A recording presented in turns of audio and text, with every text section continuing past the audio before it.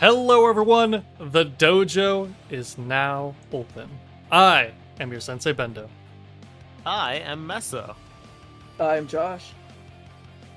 And I'm LJ. Oh, And welcome back to NINJAGOCast, where the old gang is back, everyone. Everybody say hi to the OG gang.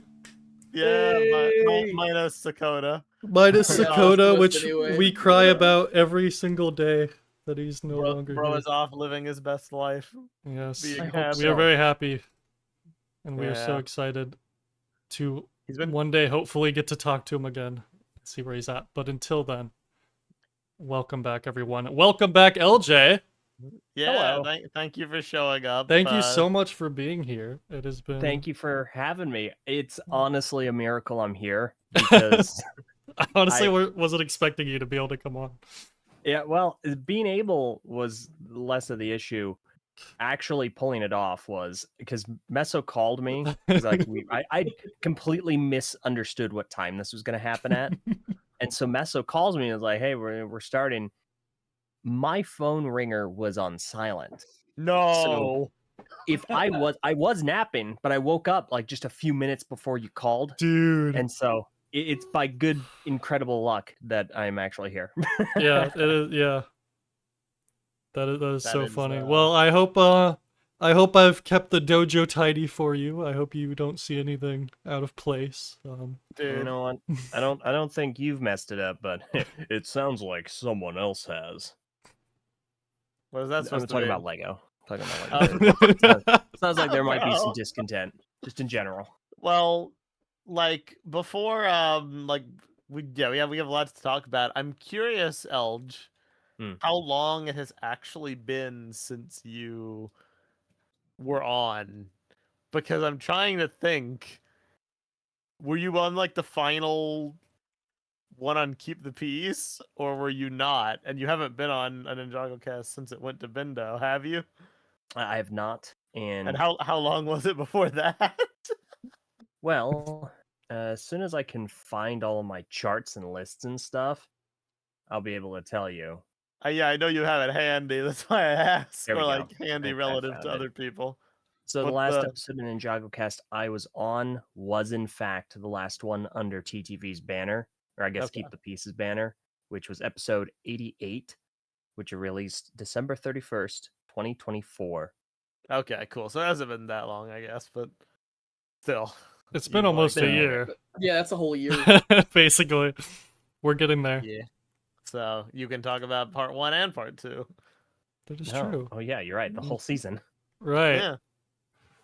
But yeah, Alright. basically, today we're just here to kind of give our thoughts. We've had 3 whole seasons of Dragons Rising. Which is what, 60 episodes?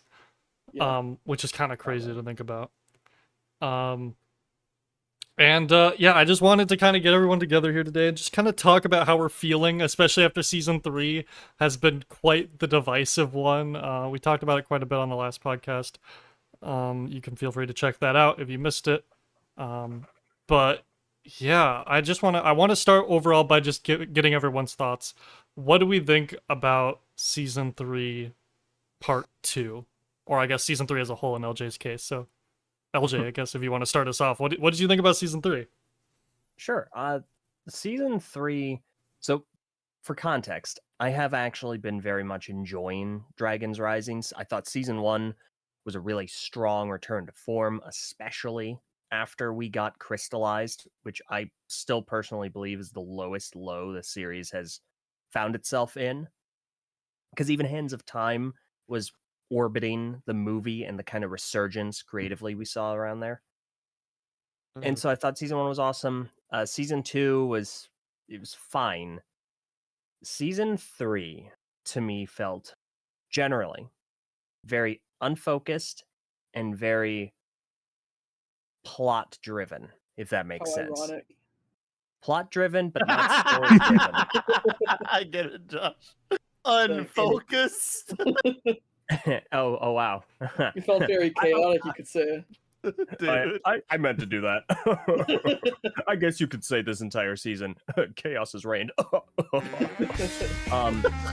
But Yeah, it feels like there's a lot of plot happening, and it feels like that you can feel the writer's hands on what's going on, and it's just to get to another point. This is the ending of Halo 2. We have to wait for Dude. what's next. That's messed up. That's a very brief kind of feeling on this. I don't want to hog everyone else's time. Lloyd, what do we do now? Well, Aaron, we've got to finish the fight. I don't know.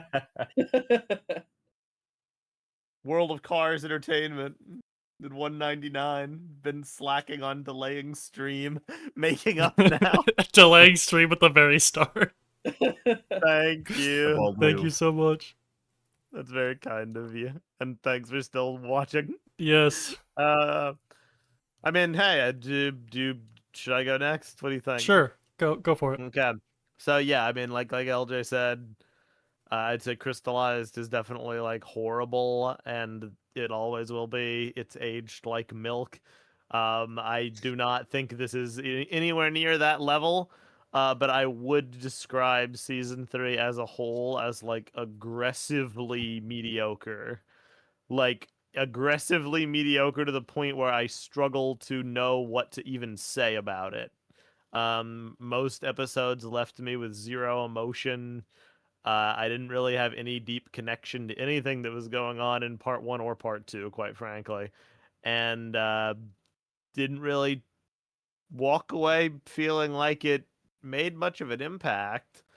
I definitely I've thought about it some, I've pondered it, and I have some deep dives I could get into for sure, but just collectively on the whole, just didn't really connect with me in any meaningful way. But I did get a laugh out of some stuff, like I to kind of get some aggregates of what the community was feeling like, and to support you, Bendo, I watched your season 3 review video. Thank you. And the part where you were highlighting Thunderfang's character right at the end had me just like bust out laughing. Like I truly believe he's one of the worst villains in the show, easily bottom of the barrel. And I think that ultimately is what really drags it down for me, is because most of my favorite seasons are my favorite seasons because of the strong villains counterplay. Tournament of Elements would have been awful without Chin and Klaus. Skybound is controversial, but it has Notakon, you know. Seabound as Kalmar, and like those are what people often remember. So like when a season has terrible villains, what does it really have? You know, it really relies on the character arcs, and when they're not there, you have this. So I have more to say, but overall mid. Yeah. Yeah, I agree with that. I think that there were like, I think the Forbidden 5 wouldn't have been so bad if they hadn't been hyped up so much in the second season. Yep. I don't know what they were thinking, really. Really ran back into a what was it, season 10 issue. There's a lot of external hype that impacted expectation for the season. But except they had like 20 episodes to flesh out the Forbidden 5, and then they killed them off in part 1. And the Ninja didn't even do anything. They just like their plan worked and it killed them. I really wonder what the motivation was to not have them speak in part 2. Is it just because they didn't want to pay the voice actors, or like, because it could have been a way to keep them around and like at least be present, but they were just husks. Yeah. I have to imagine there was a meta reason for that choice, like money. I don't know. I guess they just like tried to focus on Thunderfang, but he didn't really do much. Nope. Sauce Dragon. You rejected me for far too long. I said this in my video. I think I said this on the last podcast. I legitimately think that Thunderfang and the Forbidden 5 are the worst villains in the whole show. Like, really? It's because they're nothing. They don't even add to the plot in an interesting way. Like, sure, there might be other villains that are more annoying, but I feel like I've never been like I've never really hated a Ninjago villain or been like so upset that I'm like, this is terrible. Like usually I'm like, oh, this villain just, I mean, they have a kind of fun personality, but they kind of just lame. Like I think at Yeah. the bottom of my like villain tier list video that I did a long time ago, I put like Omega and like um what why am I forgetting his name? The skeleton guy from the pilot. Why am I Samukai? Yeah, Samukai. Guys, I'm forgetting the names of the skeletons, you guys. It's getting bad. Oh, no, But Giant Hulk, no. But Yeah. it's like I put those at the bottom of the list because they didn't really offer much, but even then, like Omega had the back Yeah, and forth. That one scene with Garmadon that kind of makes him okay, where he like kind Yeah. of is the parallel to what Garmadon could have been. And then you have Samukai, who's mildly entertaining at points. Like, I would say with Omega, at least he's an intimidating force. Like he did take over the entire city in like one go. Yeah, like that's fair. And he did kind of go out like badly, but he Yeah. still actually did something. He was Like, intimidating. there's something you can grab from it. With Thunderfang and the Forbidden Five, there's literally nothing of value there. The most I could say is the Forbidden Five sometimes have cool scenes. Yeah.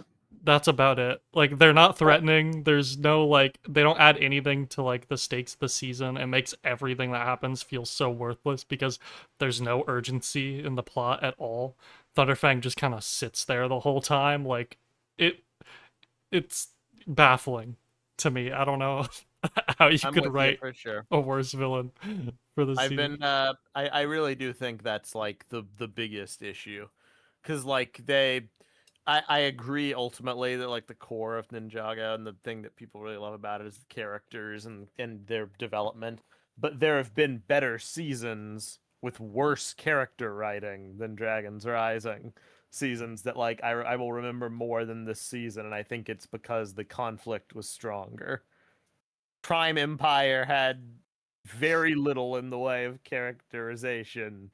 The ninja basically didn't have arcs, but there was that little bit of like Unagami and Jay like interplay, and that was like something to grab onto. Or Pixel and Milton Dyer and the Unagami arc, like that. There was something, and there's just nothing here. Absolutely Yeah. nothing. It's vapid and like I find it hard to care. And like you said in your video, like the Lee arc was cool, but it was a complete Ooh, I detour. really didn't like the Lee arc.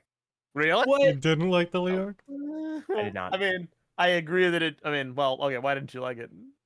I felt that it lingered more than I cared about it.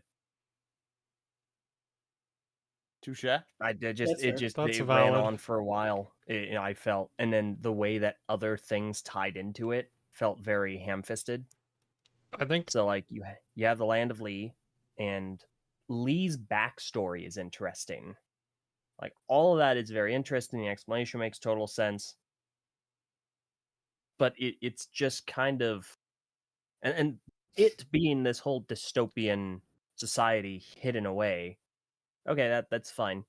This whole thing to me did not strike me as a 3-episode arc. Like we're in the land of Lee a lot, and But to me, it kind of overstayed its welcome. But LJ, Lee was a better antagonist than Thunderfang. Unfortunately, correct. that's the thing is I was more invested in the Lee plotline because there were actual like stakes and like things going on. And like Yeah. anything else that was happening, like I wasn't also invested in the Raw stuff at the time, but then that falls apart. And then the thing is everything kind of falls apart at the same time. Because the way I view part 2 is that the first like 4 or 5 episodes are really good. Like I honestly think they're some of the best Dragons Rising episodes if you just isolate them and put them in a box and say these are really fun episodes, right? But then as soon as you get to the point where Aaron abandons Roz and finds his parents again, the season just nosedives completely for me, to where it kind of just makes the entire thing just feel like a complete meaningless slog to get through I on was any really rewatch. shocked by how little screen time Thunderfang got, and I think I do agree with LJ in the sense that like a lot of that screen time went to the Lee arc. And then by the time we circled back to what Thunderfang was doing, I had almost forgotten entirely. Yeah, he doesn't show up until like episode 5, right? Yeah, and then Yeah. doesn't even really do anything until He the just final stands episode. there. Yeah. But I Oh. think, like, for me personally, the Lee stuff, I do agree it was dragged out, but it was still kind of like interesting. I was slightly interested to learn about it. I do think it's kind of a waste of a realm. Like, knowing that Lee was like his area is just a desolate void of nothingness. I'm like, okay, cool. I mean, is that a whole realm? I like the idea that the realm is like sentient, kind of like the preeminent. Yeah, that'd be cool. But I don't know. I don't know if Doc has confirmed anything about that, or about like the realm in general. Yeah, I feel like my biggest issue personally. Well, I have two big issues. If I had to say with this season, 3. The villains are 1. The other 2 are Jay, which might be controversial, That is and controversial. the final 3 episodes, which I think are like just awful, Yeah. just terrible. And it's the whole subplot with the Arc Dragon of Focus. It's one of the most convoluted, contrived last minute fetch quests they've ever done, and I was shocked by the hoops they had to jump through to explain it. So the Source Dragon has a physical manifestation that's like an avatar. Okay, cool. I don't really understand why that's necessary, considering the other Source Dragon was able to just project itself into the physical world to talk to Lloyd and the ninja, but okay, I'll accept it. But then it also needs to split itself and hide itself in caves in different arbitrarily selected realms that can only be unlocked with a specific musical note. Right. Like Yeah. that's too much. That's like, come on. Like, why is that necessary? And they So also, the whole time they were doing that subplot, I was just kind of like rolling my eyes. yeah, they also give us no reason to care about the Arc Dragon of Focus. Like, we don't know what this. We've seen it in like one scene. We know it, like, defeated Thunderfang. That's it. Like, why should I like? I don't know. Yeah, honestly, I was hoping that they would like have it be an actual plot point for most of the season. I was really annoyed by the idea behind the fetch quest. I thought was really dumb.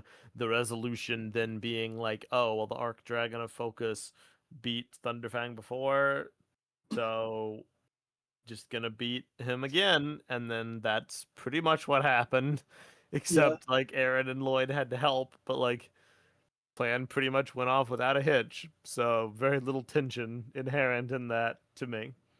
And also very little reason for the characters to do anything to contribute to it.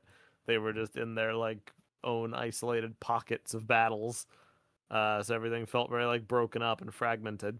And then the thing I really hated the most, and maybe I'm no fun, people can call me boring or a hater or I don't like whimsy, but I'm just gonna say it. That stupid coconut plot line and the Cyclops that took so much time. Yeah. Dude, It I just knew you were kept gonna hate going. that. You could tell, huh? I knew you were gonna dislike it. I didn't know why, but as soon as Nia is like bouncing across the mushrooms or whatnot and falls, I'm like, oh yeah, okay, the air jitsu, like right now. Like Oh yeah, right now. that's. And I I'm was so just far thinking you're gonna beyond caring about that at this point. I'm like, I've given up on that a long time ago. You know. to me it's just like, okay, we're still finding ways to not address nerfs. Yeah, that's true. But for me, it was just the amount of time that they took on it for something that, I mean, comedy's subjective, right? Maybe some people found it funny. I don't find it funny. I feel like Gondolaria is funny in small doses. I feel when she's around all the time, she's not really all that funny. And the Cyclops is like anti-comedy. Like, just and they just kept going, and they had like a whole mini character arc that got put in there and then undone because the Cyclops is stupid. And like, I made the crack, I was like, they've gotten more focus on this coconut and this Cyclops than Zane and Pixel have gotten in like years, and that's honestly criminal to me. But Yeah. moving on. Speaking of, yeah, I didn't like the fact that they kind of just wrote them out of the season. I thought it was really, really dumb. But also, I kind of like get it. Like Bendo, you said in your video, like if they don't have a story for them, don't force them in. I agree. I'm just kind of sad that like it has to get to that point. Right. Yeah. I want to highlight a Blue Sky reply from Doc Wyatt that I found interesting. At J243 on Blue Sky asked, "Hey Doc, quick question, and this hypothetical question: if Thunderfang did force himself onto the council, would that make him part of the cosmic order, like the other Source Dragons are part of, meaning that he can't be removed from the council unless he wants to? So basically, if Thunderfang did what he wanted, would he actually become part of the council?" And Doc Wyatt replied, "No, he thinks it would, but he's wrong." Meaning, we basically spent the whole season on a villain who, if their plan succeeded, would probably not even have worked. That's what happened with the Forbidden Five, though, in part 1, too. So, like, the Ninja could have just done nothing. Like, Yeah. Somebody tell me how Thunderfang is literally not the worst villain in the entire show. Although I would assume otherwise. I would assume though that the stakes would come from if Thunderfang actually did make it, then like all of the souls that he stole wouldn't have come back. Yeah, that makes and sense. So to me. everybody would still have been like dead or like hollow. So in that sense, but like at the same time, it's like yeah, they could. So they would have had to do something to stop him. But at the same time, the Source just Dragons like, just beat him up, and then he just dies anyway, and then the Souls come yeah, it's back really or funny. something. Like, literally, the season didn't matter. Nothing mattered. I guess there's the consequences in the end. But, like, the funniest thing about that is the ninja doing what they did with the Arc Dragon to win the day ended up having more consequences than if Thunderfang's plan succeeded. So if they just let Bro win and then let the Source Dragons take care of him, then they would have ended up with a better, like, resolution.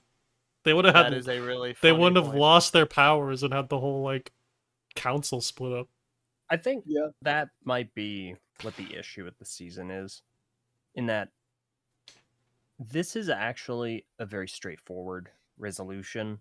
This is something that's easily tackleable for the ninja, but most of the delays, most of the time spent on other things is because it is such a straightforward go to place, get thing, do other thing kind of a situation.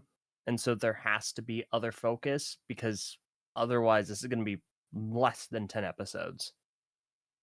True, Right. yeah. Like everything gets pretty reliably resolved pretty quickly. Makes sense. It's very So it's like convoluted. they have to stretch things out just to get a full season runtime. It felt like a season that did not need its runtime, which is something I have not. I don't recall ever necessarily complaining about that before. It's Like new. usually it's the opposite. Yeah. Oh, this is too short. Oh, but like maybe they don't need 10 episodes. Also, the batch schedule sucks.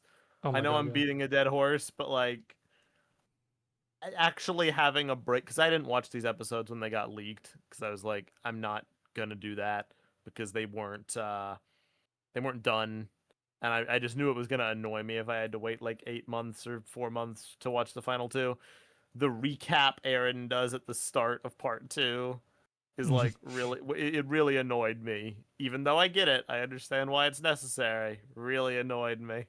So much repetition, so much like going on, and I really noticed, especially after being away, the dialogue thing they do where like they have to over explain and over exposition every single action they take just in case people aren't paying attention. Like that's real. Right. That's a real Yeah. thing they do. Parachuting That- Kitten mentioned it first in like one of her videos, but it happens. I mean, honestly, I don't even know what you're talking about. I'm gonna go ahead and reach for this delicious glass of water and drink to satiate my thirst. However, Yeah. And that then the was a very final thing. satisfying drink of water. The final thing I want to just like kind of talk about, and you guys won't agree with me here. I really did not like Jay at all. Harsh. Yeah, you suck. And it's not because he wasn't funny. He kind of was. I laughed at some lines, and it wasn't even that I didn't like his scenes with Nia. I kind of did, and by the end, I was like, "Aw, he's trying to like be a better person. That's so nice." You know, totally fine, all well and good. What annoys me about it is that as someone who never really was the biggest Jay fan, I have been waiting for, geez, over 3 years? Right at 3 years since Crystallized, when we last like saw him in the main stage. I've been waiting to see what they do with this character. And we've gone on this crazy journey and we've talked about it so much. And he's popped up here, and he's popped up there, and he shattered his goodness. They did all this stuff. And what did they do? They just made him Ronin. They just turned him into the Ronin character, except not as funny, not as cool, doesn't have a lot of cool gadgets, but he's just that. He's kind of a jerk. He banters with Nia. He likes money. That's it.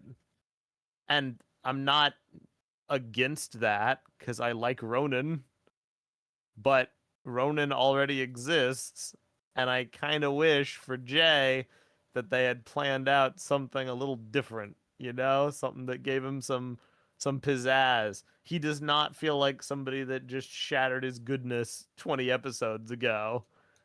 I didn't get the vibe he was like evil. He's just kind of sassy and snarky and a little selfish. So I don't know. What do you guys think? Did it work for you? I wasn't expecting him to be this horrible person. He's literally one of the main characters of the show, and they're not going to how do you put it? Nuke the value of one of their main characters just for a temporary story arc, because we all know this was going to be temporary. Mm-hmm. Additionally, he's actually so much better than Ronin. Untrue. No. Hear me out. He's so much better than Ronin because at least when he and Nia have like this kind of like will they won't they dynamic, at least he's Nia's age. True. You're not wrong on that one. You're not wrong. But no, I kind of understand where you're coming from. I thought that the place, and again, this comes back to Land Lee, I thought that the place that they inserted his kind of character revelation was a little weird. It being like Jay and Nia play house for 2 episodes, and then Jay's like, you know what? Hey, maybe I don't need to be a jerk. Maybe I can start to kind of come around on this thing. It's this whole being good thing. LJ, he tried to leave and then obviously came back. I like the idea that I like that he didn't get his memories back. Me too. I like that they're kind of starting from scratch. I really hope that he doesn't get like all of his memories back. But I mean, I don't know. If he doesn't get his memories back, I'll be happy because then they can do the whole like Jaya fall in love again, except this time it's written well thing. But he's gonna get his memories back. It's gonna happen. Oh yeah, 100%. Let's be real. But I hope not. I mean, like best case scenario, they could have it to where they do fall in love with it again, and it's like, and it's written well and all that, and then he gets his memories back, and it's kind of back to the status quo and all that. But I hope that it's not. I hope that it's not like they fall in love because he gets his memories back. I agree. I agree with you. My personal take is that like I think that they've like established multiple times that Jay works the best when he's like by himself. Like he always locks in the most when he's like the last one. You like Skybound and Prem Empire and all that. And so like I feel like his part of his characterization is that he tends to work well alone. Like, you know, and I don't know, I like the fact that he's like this like super cool bounty hunter guy now that he's, you know, working by himself. Right. I don't mean to suggest that like it's terrible and that it's not a good use of the character. Like it's fine. It's okay. It's certainly more interesting than anything Jay's gotten in ages. I can't even say when last. So I'm not gonna say it's terrible. Yeah, I guess the best way I can put it is just that I feel we have been waiting so long, and I don't feel that this story path is really giving anything that we haven't already seen before, beat for beat, with another character. And like maybe that's fine because Ninjago is like a huge show. Inevitably, there are going to be some kind of arcs that kind of overlap, you know? Just because Skylar had like daddy issues, does that mean that no other character can ever have daddy issues, you know? Like it's fine.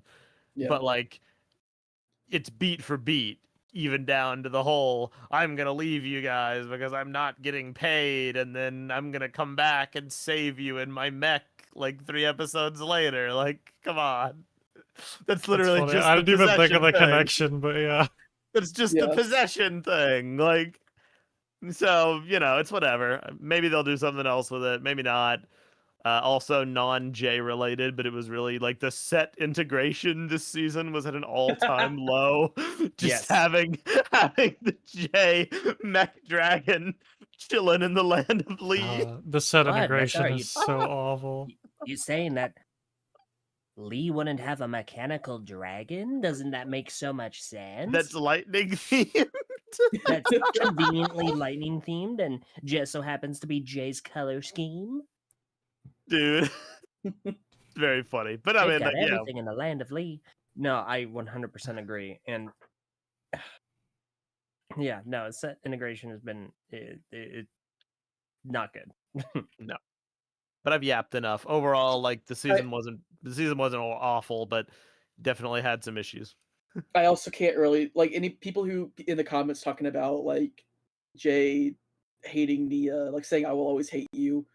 I don't really take that seriously. Like I think that that's more just like he just like shattered his goodness and also like lost to her and you know doesn't know who she is. Exactly. She's saying that she loves him and I don't think that he like truly is. I don't think that's an actual character thing with him. Is that he's going to always hate her. I agree.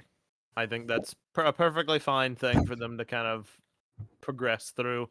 If anything, I wish we just knew more about like what shattering your goodness like means from a practical sense. Cause like, are the effects stronger when you do it? Does it wear off over time? Do you have to do it a bunch for it to be permanent? If we knew more of these kind of things, I feel like nobody would have an issue with that. But we don't, so it's kind of vague. Yeah, But, I've got headcanons, but they're just headcanons, so they don't what really... are they, Josh? Share them.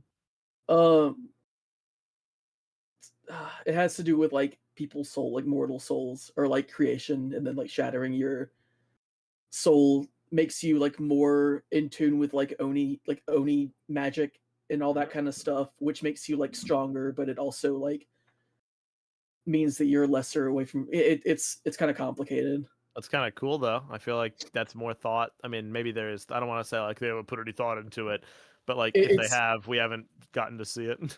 It's like the main like aspect of like soul magic for me. Is that mortal souls are like made of pure creation, and that if you're able to like harness your own soul, then you can like use magic from that, or like you know use it to like create. But like shattering it in a sense where you're like becoming less good, means that you're like more in tune with the other side of like the balance, which is like the Oni side. That's pretty cool. Yeah, Yeah, I I mean, can buy that. it's headcanon and all that stuff, but like it's Still cool. You know, yeah. Like there's any number of conditions they could put on it, right? It could be like, for it to really take full effect, you would need to do it like a lot, or like, oh, well, Jay did it once, and so he was feeling like heightened negative emotions that faded over time, and Yeah. the more time passes, the more it will fade. I So, would like, think that whatever. in this, like a shattered soul could be repaired. It's just that like, you know, The it's a lot person would have easier to want to do it, like Jay Exactly. expresses at the end. He does, like, he feels like, being around her makes him want to be a better person. I'm like, that's cool. Yeah. So, not all bad. Not really bad at all. Like, it's a perfectly fine story. Which is why, as a Ronin fan, I liked Ronin. So, like, that's what I'm getting at. Whoa. You liked Ronin? That's kind of problematic, dude. Yeah. Bro, SMH. I guess there was some controversy recently about like, Oh, God. some age disparity. Do we want to talk about this? What? What is the controversy? What is this? I've been out of the loop. Do you know that like podcast that they were doing? Yeah, like the Creel and Labo yeah, one? the Creel yeah, there was like a thing where like Creel is like in love with Roby. And like Creel is most likely an adult and Roby's like most likely like 15 or 16 at most. Oh geez, I didn't know about this. Yeah. All right. That's weird. Though we also don't know how old Creel is, but if she was also canonically dated Fujidub, then one of them has got to be like, Wait, she's canonically dated Fujita? Yeah. That was episode 1, bro. Well, clearly I'm out of the loop. I take 2 months away from Ninjago, and this is what happened. The only reason I'm even aware of it is because Twitter's been screaming about these the only safe way to get around this is if you make all of them minors. Yeah, which Fujidub is definitely not. Prison, so yeah, dude. Although I guess the Ninja also have, but whatever. That's messed up, dude. That is wild. Okay. Well, there you go. The more you know. Yep. But well, Endo, do you want to talk about like your thoughts for people that didn't watch your Sure, I might as well. Video? But also shill your video. Yeah, go watch my video. Go watch my 1 hour review. The iconic 1 hour retrospective trend returns again. But yeah, also chat, let me know if the stream is like good, because it says I have like 1 bar. It's like in the red, but like everything looks fine on YouTube's end, so just let me know. But basically, I thought part 1 of season 3 was okay. Part 2 is just incredibly disappointing on like a billion different levels for me. Like, right. I feel like it basically takes everything that I was so interested in with the first 2 seasons and just says, hey, you know all those problems that you thought we got past with season 1 and 2 of Dragons Rising? You know everything you were so excited about because you were like, oh, they've learned from this, they've learned from Crystallize, they've learned from this season, they learned from the 11-minute era, they learned from this. Well, it turns out they didn't really learn anything, and we're still having the same issues that we've been having for the show's basically entire run. Which is only even more disappointing after seeing how much potential Dragons Rising had. So this season for me, like, maybe even more than most, is like kind of a nail in the coffin in a sense for me, which is where I kind of like this transitions well into more what I want to talk about with the whole of like how are we feeling about Dragons Rising thing, because this season, like season 3 had to be it for me. Like season 1 was good. Season 2 was even better and really impressed me on a lot of different levels. So season 3, like, I was so confident, like, this had to be the season to prove that Dragons Rising was a really good show, and that it was even better than the Oni trilogy in my eyes after the first 2 seasons. And after seeing what they did and how it all panned out, I've basically gotten to the point where I'm like, okay, I don't know if I could trust this show to consistently stay good. You know, we've been through this so many times before. This has kind of been, you know, you'd think Crystallize would have been it, but this truly is like, I don't know if I can stay invested in the show to the point that I have been for the past, what, coming up on 15 years. So Yeah, and I can't blame you. I have some thoughts on that for sure. I that's get why you're feeling that way. kind of where I'm at. It might be a big reason, I think, is why I feel so strongly about it too, is because I just loved season 2 so much. Season 2 became my second favorite season of the show, right next to Seabound. And I could probably make a lot of arguments for why it's technically better than Seabound, but I just like Seabound more because personal bias.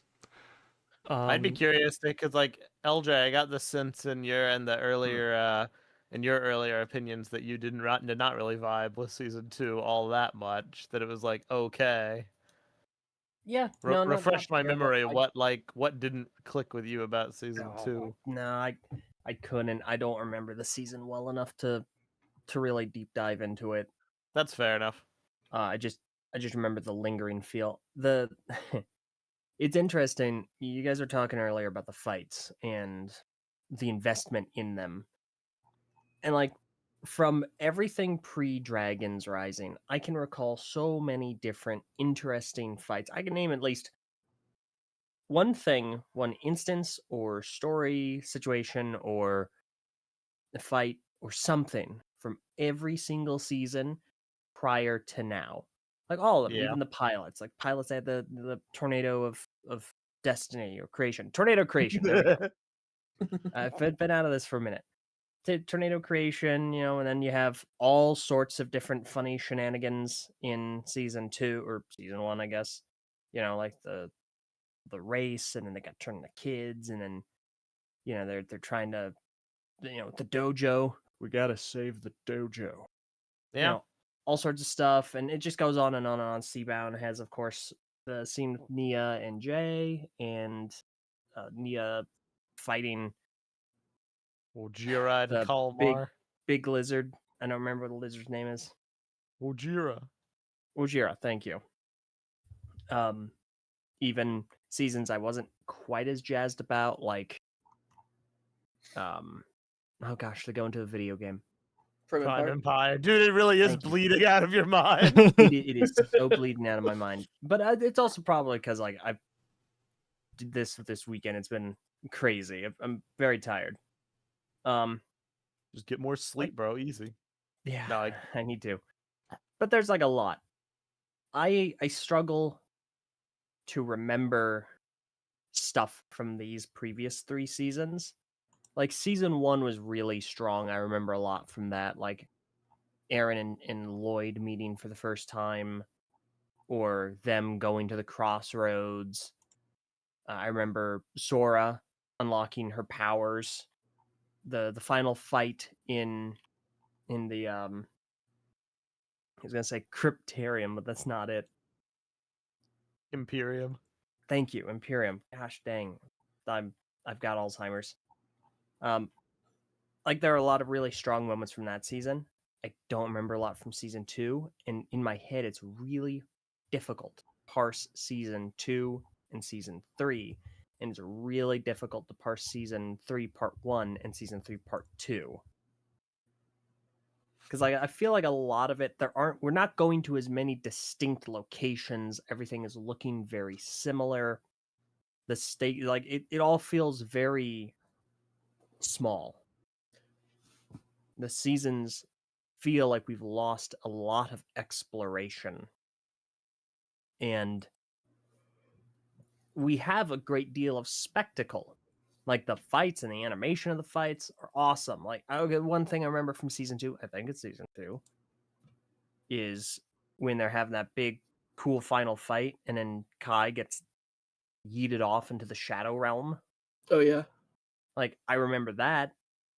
I don't totally fully recall what everyone was doing, but there's like a lot of stuff. There's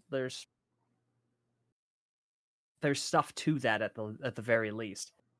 But a lot of it just kind of blurs together. There aren't as many standout, visually distinct situations. And I feel like over time, my investment in whatever the characters are doing has waned to certain degrees. And I don't know how much of that is because the season is so focused on moving the plot forward instead of allowing characters to breathe and have focus and allow them to move the story forward. Or if it's because I've been so out of it for so long that I've come back with a different perspective on it. And maybe this is something more for like an overarching discussion, but at least as far as we can have an overarching discussion. at least as far as season 3 specifically is concerned, this is definitely the lowest investment I've had since Dragons Rising started.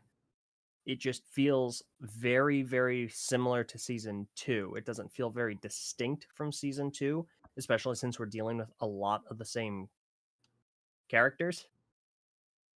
And I don't know if we've really moved the needle on anyone in a way that's going to bring us to new and interesting revelations, character revelations, or moments. I certainly agree. And I think you can have that combo on multiple fronts. But it's interesting how it can all be like there's a through line that connects it all.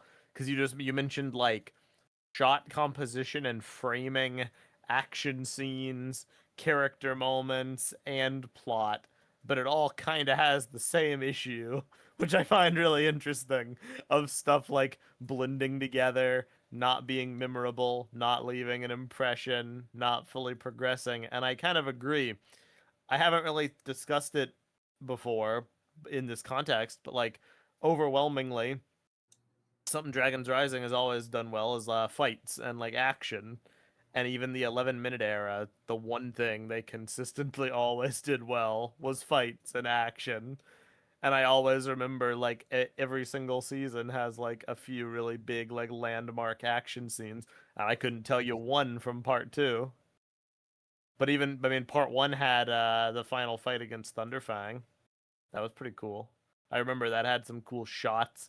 They played with scale a lot with how big he was going on his anti-source dragon monologue. So Yeah, they haven't standing lost. there. Well, you know, Just walking a few feet forward and swinging his arms around, trying to swat the ninja like flies. well, I mean, there was one moment he was going after Lloyd that I thought was actually framed like very well. And he was like yelling at Lloyd and like going like, "Is this your conduit?" Like I need to rewatch it, but I recall liking the composition of that shot at least. But like, I don't know, it's just something weird. Like you have a gang of villains whose whole gimmick is that they fight good. That's like the one thing the Forbidden Five have, and yet I don't really remember much of their action. That's kind of interesting. And then that extrapolates to their characters and the heroes and their role in things. I don't know. The arcs are really muddied, but that's a problem that is bad for Dragons Rising because of the expectation that, like you were saying, Minda, things were getting better. This is actually pretty on par for like most of Ninjago. Like arcs are few and far between. Yeah, but like So this is deliberately like it's not really the problem is the payoff of everything, right? Because you have things clearly being set up throughout season 2. I think I can point to a few characters like Aaron, Lloyd and Sora are basically my biggest like investment points when it came to Dragons Rising. Roz is also pretty cool, but like Aaron, Lloyd, and Sora was like the core of it for me because season 1 Sora had that amazing, like really well done character arc of her coming to terms with her powers and her situation with her family and learning to be a part of the ninja team.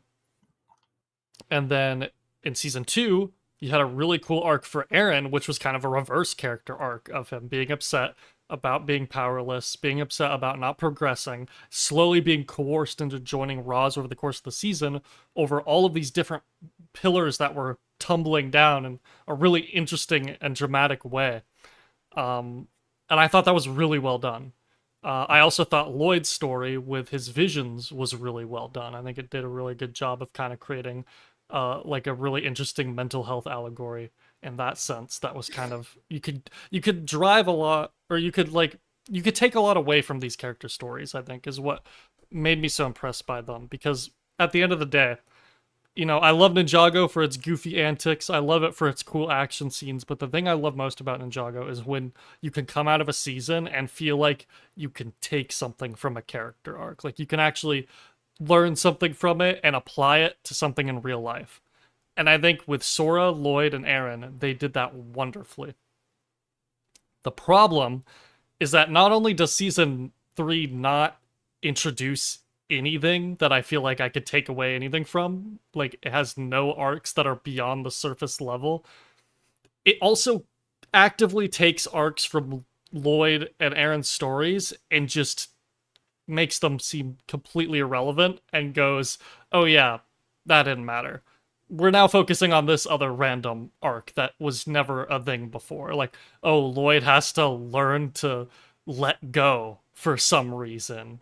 Or like Aaron has to find his compassion again for some reason. Like these weren't elements of these stories, and it just brings me back to that feeling of Crystallized being like, okay, well, there were a bunch of really clearly set up stories here. There were a bunch of really interesting ideas you could have done, and they deliberately choose to do something else that has zero depth or interesting connection to the themes that were set up previously. And it feels so hollow, and it feels so like it makes me feel like it was such a waste of time and energy to get like attached to these characters and these arcs when they just end up being nothing by the end. And the fact that this is not the first time this has happened, the fact that this is a regular thing for Ninjago, just leaves me feeling like, is there a point in being invested in these characters at all? Like, that's just kind of like where it leaves me, and I think that's the most frustrating part about it. Oh, snap. I get it for sure, and I agree. What else? Season 2 was the tournament one. Yes, Yes, half of it. What do you mean you didn't know what it was? I Season 2 didn't part say I 1 didn't know what was it was. the Wolf but Clan, and then the Season 2 part 2 was the tournament. I will say that I completely and totally forgot that happened. Dude, Elder, you need you need more sleep, bro. I'm sorry. Oh yeah, they had climbing gear too. I forgot about that too. Sorry. I have some thoughts on what you said, Binda. Go for it. Ultimately, I feel that, and we might disagree on this point. We've talked about it some on the server already, but like the best arcs that Ninjago does, especially in Dragons Rising, but also I would say in the show, the few arcs that have landed well, mostly with side characters, to be fair, but like they're simpler. They're simpler in nature. They're easier to tell. They have a smaller like ceiling, but they're done and executed really well. Sora's arc, right? Sora's arc is done really well. It's also something that is pretty analogous to real life, in a lot of ways. People that have unsupportive parents, people that have parents that, reject them for not conforming to their like ideals. This happens. Lloyd's arc. Sure, not everybody has prophetic visions of the future, but lots of people deal with anxiety and mental health, and like it's smaller in scope, but it's relatable, right? Something like, I don't know, Jay, for instance, when you're dealing with crippling amnesia that makes you join a bureaucratic, faceless organization where you process people, then leave that and then join a wandering cult of wolf mask warriors that shatter your goodness. Not so simple, little bit harder to execute, requires you to do some pretty big leaps. People dying and then coming back to life. Complicated, I find that Ninjago tends to fail on any arc that is not simple because inevitably, when you dial things to 11, the payoff also kind of has to be big. The arc needs to go in a direction where big shifts happen, and Ninjago is allergic to big shifts. So these big arcs that could set people up to go in really interesting directions will never be seen through because they can't be. Aaron's whole arc that we spent so much time talking about was really a complete fallacy from the start, because I know we said it in the prior ones, like, well, do we really think Aaron's going to become a villain? And we were all like, no, not necessarily. But that the disillusionment he feels could be taken to its logical extreme, which would be that he's on the cusp of losing himself and then has to, be brought back. They never even got close to that. They never even got a mile away from that. The first time Aaron was presented with anything morally dubious, he immediately was like, I'm not going to do that because I am a good person and you are a bad person. So why even bother doing the arc? If Jay's whole vision for his arc was just going to be rejoining the team and falling in love again and being himself again, why even bother doing it? If Nia's whole arc back in Crystallized was going to be about learning she has value without her powers, why even bother bringing her back? Because they have to. So we as a fandom, like the Ice Emperor, it'd really be cool if Zayn had like trauma from the Ice Emperor.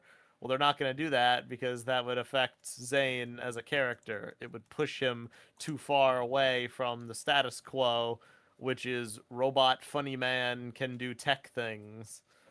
They need to stop really doing anything that doesn't have a real life allegory that can be relatable for people. Here's those the are thing. the good ones. The frustrating thing is, like, they've gotten like to a point where I can see the outcomes of these where it doesn't necessarily have to affect the status quo. Like I can go back to like Ice Emperor Zayn. I don't remember exactly what I said in my Ice chapter video, but I remember I brought up a perfectly like reasonable character arc that could have been done within the limitations of bringing Zayn back, but still like having that story happen. I wish I could remember exactly what I said, but I think it was more about Zayn succumbing to the staff and that being the consistent through line. Right. And then having it connect to the message about, that should have been the Ice chapter thing about powers and what it means to have powers and if you need powers to be a hero and all that. Crystallize, I have a whole rewrite that basically, spoiler alert, kind of. I found a way to do the Nia story where Nia does come back. And I will say that story definitely has a lot of elements that I think would not be able to be possible in Ninjago, with the mandates from Lego and all that. But I do think that there was a way that I think it's possible that you could have Nia come back and have that story and have that arc be satisfying. And same thing with Aaron. In my video, I mentioned that with Aaron, obviously, they didn't do the route that I was hoping for, where he is on the brink and he has to come back. That's what would have been most interesting. But even if they can't do that, they have the story of him learning to let go of his parents and realize that he cannot make sacrifices or do these dangerous things like reversing the merge to get them back, and that no matter what, he can't change the universe or change the past. But they go back on that too, seconds later. So it's like, literally you're right there. It was really funny. You're right there is the thing. It's like, I wouldn't even be complaining about Aaron as much if they just took that path. If they just didn't give him his parents back, and that was the end of his arc. His arc was coming to terms with the fact that he cannot change the past. It is not his moral decision to undo the merge for his own, like, goal for his game. Dude, when he but they didn't do it. One scene of like grieving his parents with Sora before he's like, "Ooh, what's that? I wonder like, why are their gravestones open?" I get it. I get exactly what you mean about the Lego mandated thing. I get exactly what you mean about that, because obviously there's certain things that we cannot expect to happen, because there's certain things characters have to stay within a certain status quo. I get that.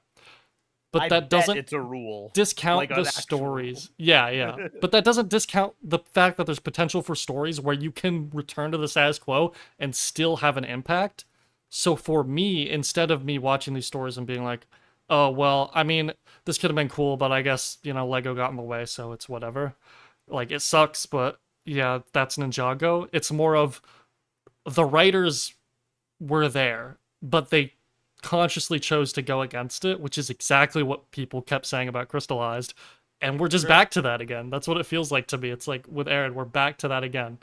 And it's like we could have done things. We could have had a story here. There are people, like, you can ask so many different people how they could rewrite it, and I'm sure a bunch of people could come up with more satisfying endings to this kind of story, and it just leaves me sitting here like, why are we still making these same mistakes? But I guess part of it is true. You're right in a sense to where maybe they should just stop trying to go for stories of this scope if it's just gonna keep crumbling in their face. Stuff. Like all the arcs you mentioned, like they're related. Like, do you remember? I know it's not like the show, but like those wildfire shorts and the audio logs, like of her dealing with like the grief about Kai. And I think they mentioned in the round table way back when that like the reason they wanted to do that was to like help like kind of teach kids about like the grieving process. Like that was a cool thing they were trying to do. There was a lesson they were trying to impart, or like with Lloyd and mental health. And I'm like, so what's the lesson with Aaron exactly? There is none. There could have been. The The lesson with Aaron is go and do crazy things to get your dead parents back, and who knows, maybe they'll just be alive. And perfectly fine and chill it out. Like, I don't. Yeah. It's just LJ, can we annoy the other two real fast? I would like to have a conversation. I would like to have a brief conversation with you about Bionicle 3 Web of Shadows. No. Oh boy. I mean, it's going to be very brief. I would just like to ask you, because we're talking about Lego mandates and whatever, and about like not letting characters do bad things. Like, Vakama's arc was bad, but I feel like it got closer.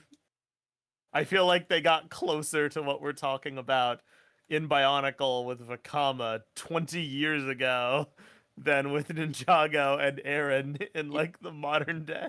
It is very interesting to see the kind of ebb and flow of storytelling from the Lego group.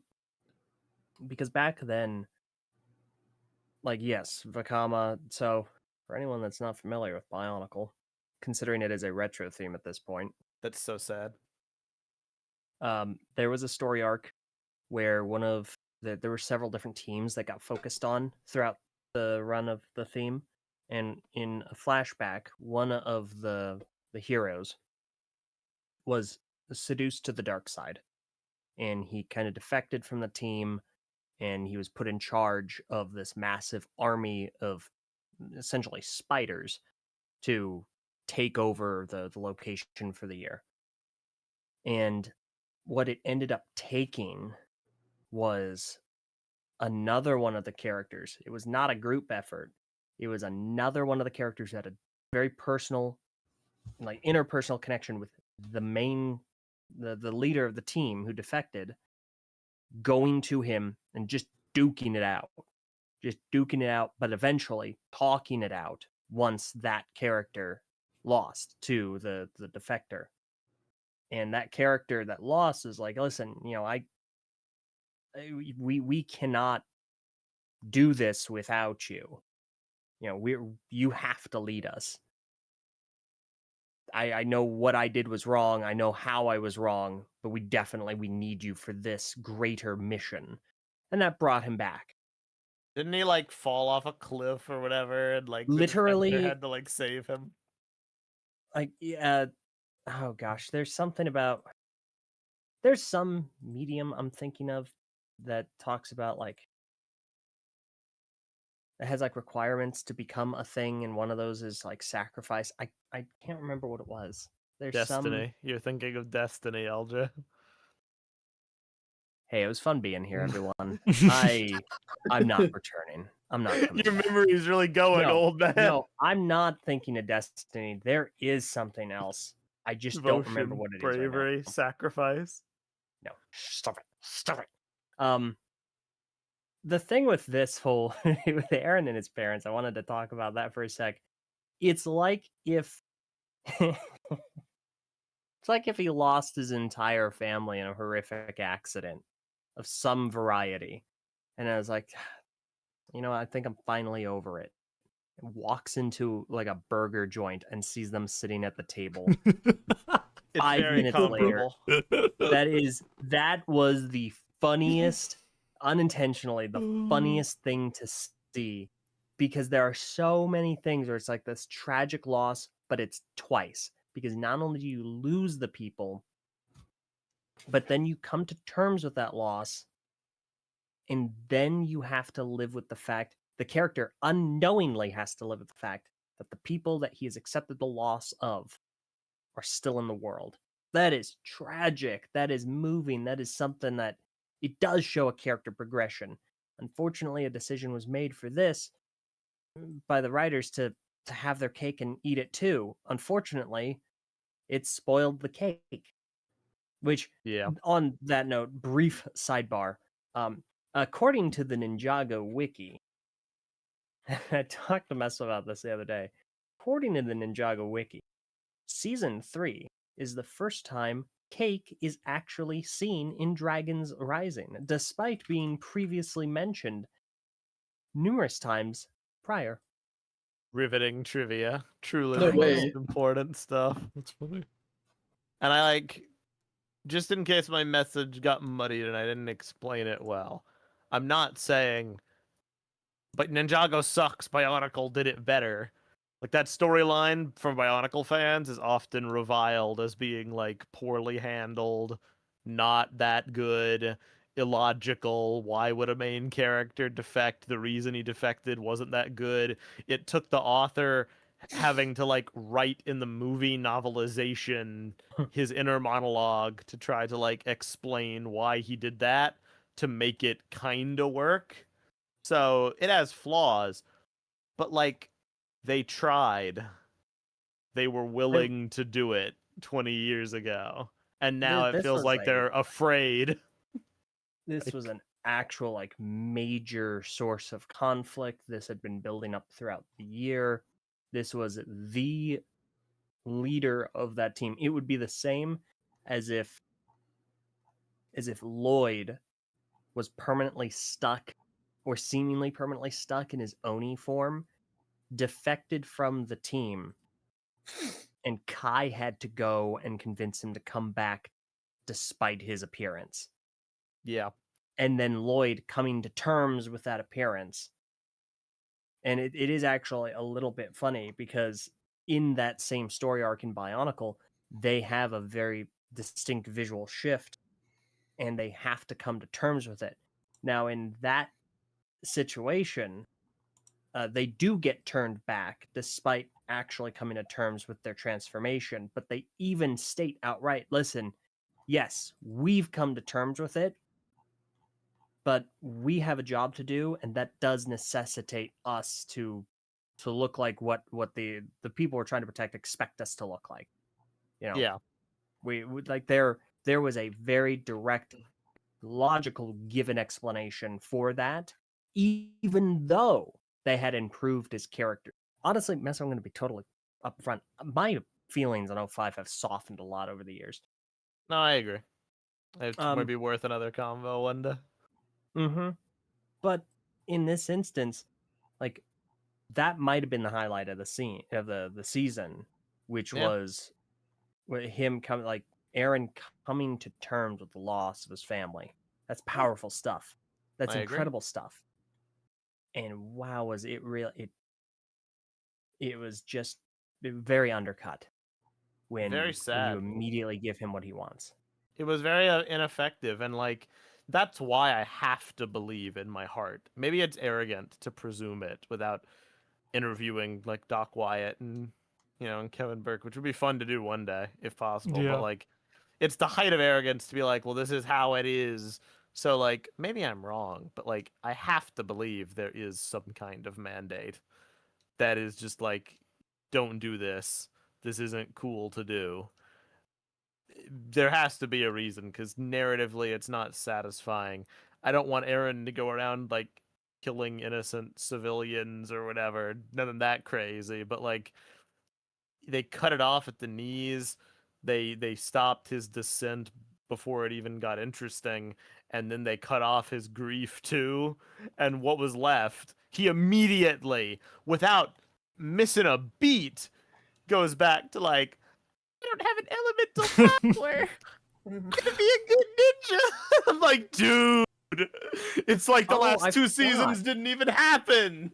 Why did I ever care? He was doubting being a part of the team. It's like, I think after this, I'm gonna retire. I'm gonna retire from the ninja. Like, buddy, you're not retirement age. Your 401k has not been filled out at this point. It's the first combo he has when they're back on the bounty. He's talking to Lloyd, and he's like, I don't have an elemental power, Lloyd. I'm not a good ninja. But Eren, you're the greatest ninja to ever live. Yeah, Says the greatest ninja to ever live. The false promises thing, I know you have thoughts on. I hate it so much, dude. Because you were really like positive that was the angle they were gonna go with, yeah? Like I thought for sure. I thought for sure that Lloyd saying that was supposed to be him not really being a great teacher and him just like instilling this hope in Eren because he didn't know what else to do. He's like, you'll be like the best ninja though, and that'll inspire you because it's coming from me, the green ninja.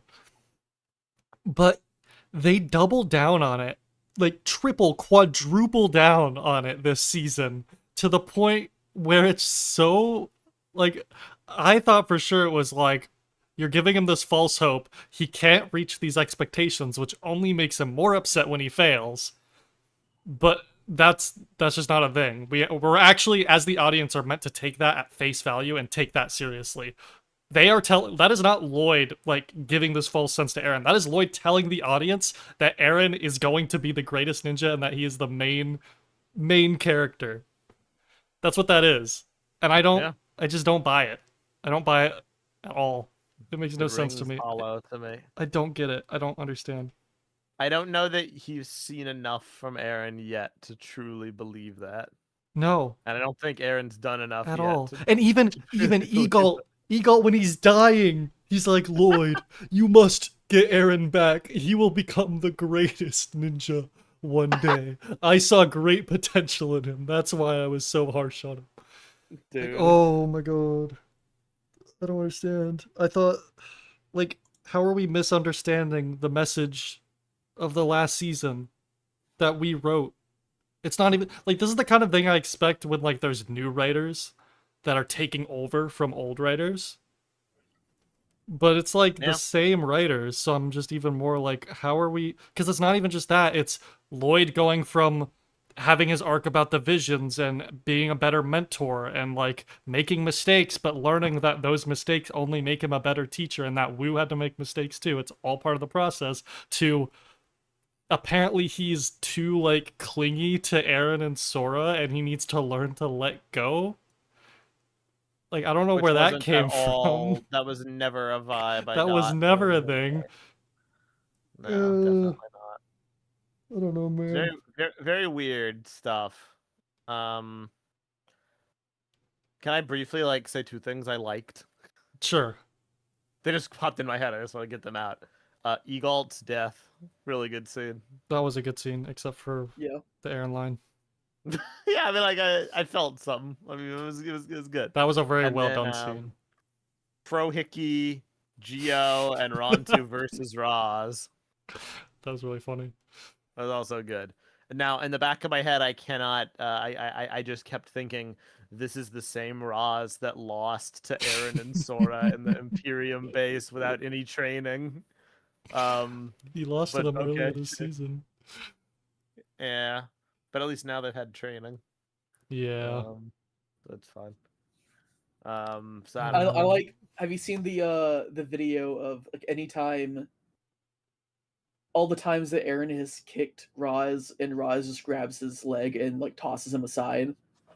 Is there a compilation? Yeah, there was a compilation because it's happened a lot. But then like the fight in the underworld, he does it again, but this time he does Spinjitzu like while he's like Roz goes to grab his leg and Aaron like does Spinjitzu and like I mean, cool. That would be breaks cool. hold and stuff. That would be really cool if it was like a payoff for him learning anything. Yeah. And it's kind of, I guess. To be fair, these 2 points were before all the stuff in the montages before he went to go learn like with Roz. And so I do think that he has gotten stronger under Roz. Yeah. The only time that he was able to like beat him by himself was after he trained with Roz. Yeah, I just wish it was the payoff from like learning the lesson, but then the lesson doesn't get learned. But yeah. Yeah, like he like I think they made a point to where like he always uses the same move against Roz, and Roz always anticipates it and and beats him that way. Yeah. But this time he like does something new and surprises Roz and is able to beat him that way. Yeah. Yeah, season 3 just feels like there's just nothing of value here, and everything of value has been lost, so we're kind of in a net negative. Where it's I don't want to be a total downer, but like it's part of the discussion you mentioned earlier, so yeah. I feel like we can say it. For me, it does make the prior seasons worse. Yeah. Because I remember a lot of the points that we said and a lot of the things we said in those podcasts. Like initially, I was like, Beatrix is kind of mid as a villain, but like it's okay. She's a starter villain. I'm sure it's gonna be fine. She's like the second best villain in the show, and we're like on season 4 now. So like, okay, Aaron's arc. Oh, this is really interesting. I wonder where this will go. Nowhere. So is season 2 really as good as? I mean, you can say it's still good on its own, but like yeah, I'm still part of that setup. It's like that Seabound mindset for me, where it's like I'm putting it in a box, I'm isolating it when I consider ranking them. But that's fair. It does make it less enjoyable. I think in this case it's almost worse than Seabound, because Seabound still is a fun like story and complete message on its own, even if you ruin the ending completely after it. Aaron's arc is left incomplete by the end of season 2, so it's almost like, yeah, maybe it does make it worse on that regard.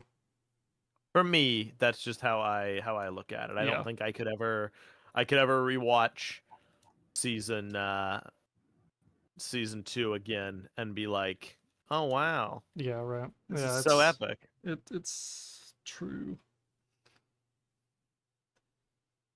I do still really like season 2 is the thing, because I think the Lloyd message still holds up really well. I think I'm still so impressed by all the moving pieces in the tournament. I think they just did a really good job building, like having every piece is like a little block, and they just like kind of everything just collapses in like a really satisfying way. Yeah. Especially with Aaron's story. Also, like Nocturne rocks are like actually intimidating. Yeah. And a threat. And it's just like really entertaining and really fun. So it's like Forbidden 5 could have been so cool, man. But I completely see why people would go back on older seasons like that and like just not be able to find as much enjoyment out of them. And I think that's true to an extent. But I think for me, my rankings on previous seasons are never really affected by newer seasons.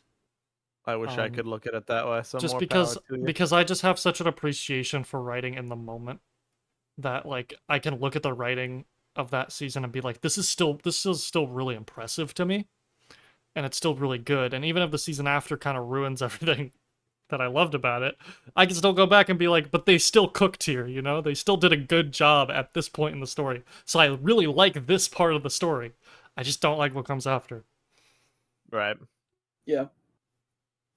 But if I knew that, like, if I rewatched season, or if I was watching season 1 for the first time and I knew that it would be 2026 and I still wouldn't, like, soon to be, and I wouldn't know why Zane was put into that pod and like woke up in Imperium, I would just be like, what do you mean they still haven't revealed that? Yeah.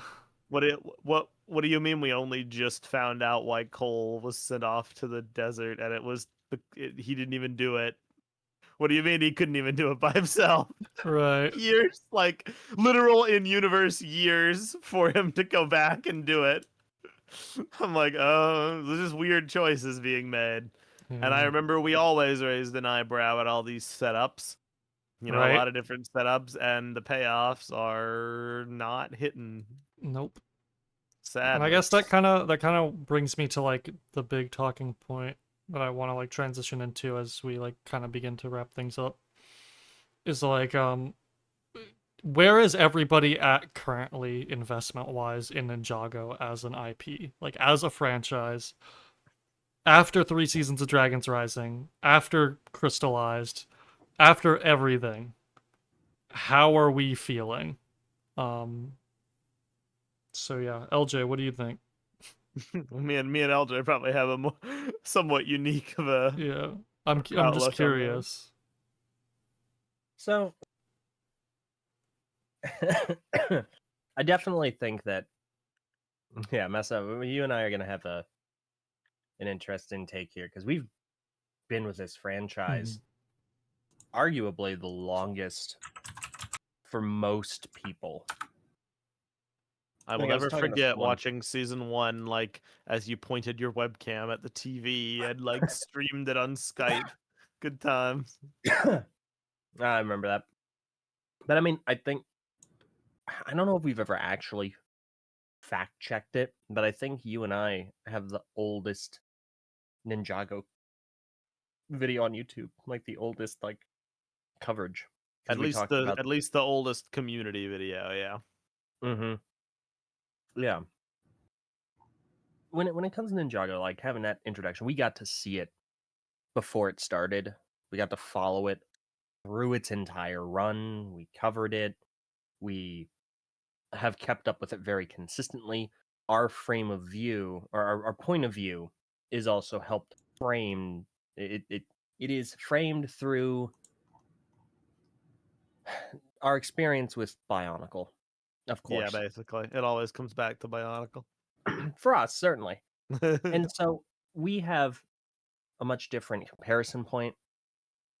Like we know something very similar that we hold in a high regard because it acted much differently. The way the story was told, the way the characters were handled, the way things and decisions were made and stuff happened kind of came from a little less refined age for Lego. They were not quite as concerned about certain sensibilities or perceptions for things. And I think following Ninjago for me has always been, this is fun. I enjoy watching this. It is entertaining. And I'm interested to see how they handle a theme like this so that I can kind of enjoy comparing it to what I'm familiar with. Like, would you say you agree with that kind of mess up? I would. Sorry, I would. That's accurate. Yeah. And so where I'm at now, because I've been on kind of a pseudo community hiatus for about, I think, 2 years now, something like that. That's crazy. And so I've taken a bit of a step back. I'm not quite as, I don't have my finger on the pulse of the community quite as well as I did. I'm not following a lot of discourse, but I'm still watching it because I'm interested. And they did do a really good job kind of setting up a lot of these plot lines and stuff like that. And I think where I'm sitting currently is I want to see where it goes next, simply because of how far along I am with it. Like, I've already been following it for this amount of time. It's not hurting me at all to watch it or monitor it. But when I was watching season 3, something stuck out to me. I was like, I'm not finding this as entertaining as I was. And I couldn't tell if it was because, like I said earlier, if it was because the season was lesser in quality for a reason I could not yet articulate. Where if it's because my distance from the theme, from the community, from creating content about it, from being so high affinity with it, has caused my palette to shift and has caused me to enjoy content aimed at a particular age range less. Because I think there's always something to take away from content aimed at a younger audience if it's done particularly well, because at that point they're timeless lessons, they're timeless situations, like they're things you can watch and still get something from, right? Because growing and learning, it's a continual process. And with this, I didn't feel like I had anything to take away from it because it being a product to me seemed very obvious. And even though the show has always been a commercial for the products, some extremely creative and ingenious people have hidden that away as best they can to provide a value outside of consuming a product. There is a story to be told. There is something to enjoy, something to take a lesson from, maybe shift your perspective on something that's happened in your own life. And generally, Ninjago has at least met that bar. And it's like, this is a situation that these characters that you have grown invested in are going through, and you can either relate to that, or you can appreciate what they're going through and want to see what happens next. And this season, I think, has felt the least complete in that objective, because the product integration is not particularly strong. We don't have a great deal of investment in what's going on with the characters at this time, because it feels to me like they are intentionally trying to juggle characters. That's extremely difficult to do, but it means that some people just get left waiting in the lurch. And I think that has been the most obvious with this season. And again, I don't know if it's because of the season or if it's because my palette has shifted and I'm interested in media that tells stories differently. Wow. When's the video essay dropping? Hey guys, LJ Bricks here. Dude. Meanwhile, I just didn't have fun. Like mine's a bit less well articulated, but like usually I have fun and I just wasn't having fun, and I don't know if that was the fact that I didn't have as many laughs, yeah. I don't know if that was because like I didn't sync view it. Like normally we like sync viewed and we crack jokes, and this time I just watched it by myself. Like we didn't Same. have like a viewing party because like the episodes got leaked and it was all fragmented, and like Mary actively didn't want to watch it. She was just like, nah, I'm good. I refuse to watch it. So I was like, well, all right, I'll just watch it by myself. But like every episode I just kind of did. I did it to do it. I scheduled it. I did like 2 a day. I only did it like a week ago. I even started, and I wasn't particularly enthusiastic about it. And I think part of it was definitely the negative buzz, like hearing that people weren't happy. And I was like, well, why should I be happy and excited to watch it? You know what I mean? Like I'm probably not gonna like it. So that certainly may have like biased me a little bit. You know what I mean? But you know, as I'm going through it, I do think that like at least for me personally, like LJ, like we're not as into stuff as we used to be. We're not like actively doing content creation. We're pseudo retired, so it's like the more time passes without doing stuff like that about Lego, I think the harder it is to come back and be in the same headspace. Like, is this season the worst thing that Jago's ever done? Not even close. I think it's just like, as I get older, you know, you hope that stuff will mature with you. But I think you've kind of have you sparks of that, and it gives you hope. But then I just kind of remember what Tommy said all those years ago with season 11, I think it was, and he was like, Ninjago has to it's gonna like build in complexity, and then every few years it kind of has to reset. and I guess I didn't expect the reset to be midway through. Like I kind of would have expected maybe after Dragons Rising, dial things back a little bit. But I don't know. We'll see what happens in the future, but certainly I would say I'm at like second lowest investment of all time. The highest or the lowest was right after Crystallized, leading up to Dragons Rising. And now I'm definitely like just counting the months till the live action movie, basically, because that will bring it back. Yeah. Even if it's bad, that will bring back the investment for a time because it'll be Ninjago fever, you know? I'm so awesome. excited for that. Josh, Yeah. what about you? No, I Oh, sorry, I didn't mean to get that. cut you up. Go ahead. I don't know. My